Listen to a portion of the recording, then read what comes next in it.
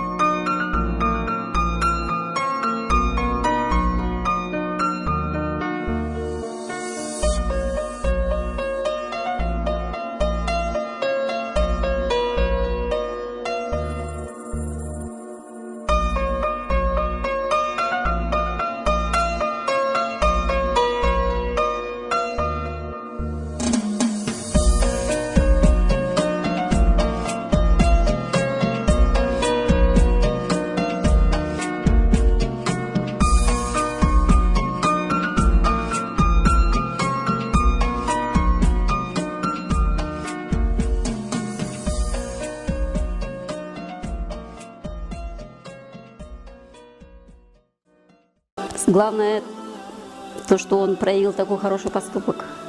А куртка это можно и отстирать. Молодец, думаю, что он правильно поступил. Я вообще поражена, что моя маленькая девчушка, моя крохотная девчушка способна на такое. Она просто в порыве побежала, чтобы помочь этому человеку. Но когда я увидела ее поступок, я поняла, что моя дочь самая лучшая. Я очень тебя люблю, доча. Хочу выразить большую благодарность директору школы, учителям нашим, организаторам этого социального проекта за то, что дали шанс увидеть моего ребенка именно с той стороны, с которой я ее вообще не знала. Спасибо всем большое.